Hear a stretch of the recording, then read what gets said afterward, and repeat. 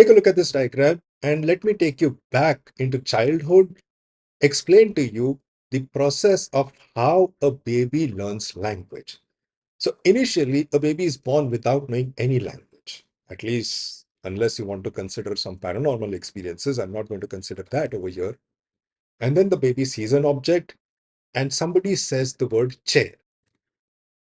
There's an object, there's a sound of a word, that's it.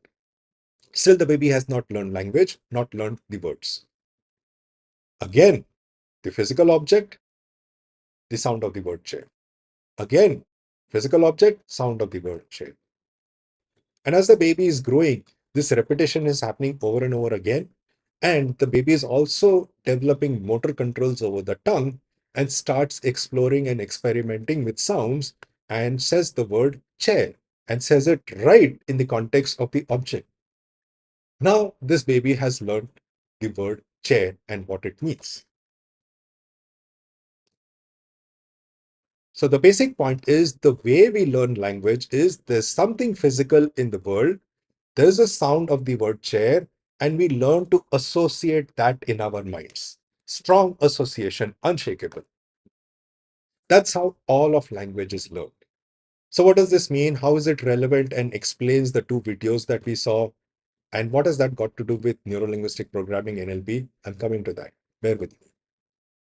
First thing this means is that anytime you say the word chair, the only way you can say it to either yourself or to anybody else is if everything that's associated with that sound comes up for you in your awareness, in your current experience.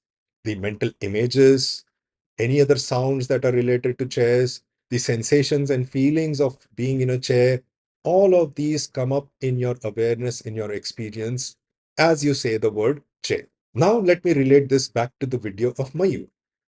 When Mayur says, I am weak, I am weak, I am weak, all the mental images of being weak, all the sensations and feelings of being weak, all of these come up in his current experience. And that's what he experiences in this moment. As a result, his body responds as if it is physically weak in this moment. Why? Because that is what his current experience is based on his self-talk.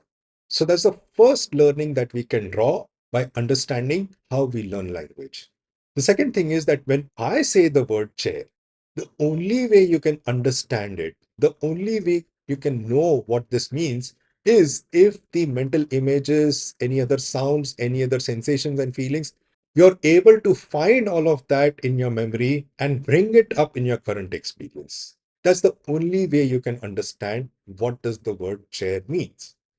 The very fact that you understand the word chair means that the mental images and sensations and feelings of a chair are being brought up into your current active experience. So how does this relate with our videos? Well, the second video that you saw, when you heard the sound of a particular word, the only way you could have understood what it means is by bringing up the mental images and the sensations and feelings. And that's what becomes real for you in that moment. Physically real. Now we'll say, Anil, okay, now I understand how this explanation of how we learn language, we can relate that to the two videos we saw. What has that got to do with NLP? What has that got to do with how I can create a new reality for myself? Let me give you an example. I was called in to coach an employee who was being considered for the CXO role position in the next promotion. And this employee, let's say his name is Andy, he tells me, Anil, my boss thinks that I'm very good at people management. I really don't think so. And because of that, we have a conflict between us. The moment he says the word conflict, you and I can both now begin to understand that as he uses the word conflict, the mental images and sensations and feelings of conflict come up in his active experience. And therefore, it actually becomes, he feels it as a conflict. It becomes a conflict for him. So that's the first thing. The second thing is, casually I asked him, hey, Andy, I'm curious, how come you have used the word conflict and you have not used the word difference of opinion?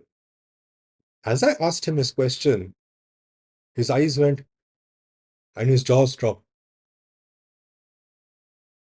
And for a few moments, it felt as if he had blanked out. He had zoomed out.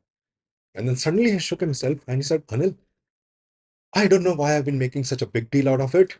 I'm going to speak to my boss and I'm going to resolve it tomorrow itself. In that moment, he experienced a very massive, significant shift. How? Because when I said the words difference of opinion in my question, the only way he can understand that is by bringing up the mental images and sensations and feelings of the words difference of opinion. And that is what becomes real to him in that moment. And when he experiences an altered version of reality, everything shifts for him. Everything. In that moment, it just changes his experience altogether. If you want to start experiencing a shift in your reality, if you want to start creating a new reality, it all begins with changing your self talk. It all begins with changing your communication and the words that you use with yourself and with other people. Now, the only other question that I haven't answered yet, and I'm going to answer now, is how is all of this relevant to what is NLP? Neuro-linguistic programming, NLP as it is known, is the study of this system of how language interacts with our inner experience.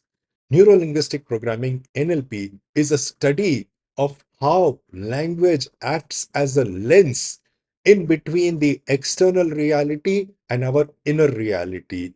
Using NLP, you can study all of this and use the knowledge that you gain from the study to bring about changes in your life and in the lives of other people. So that is what NLP is.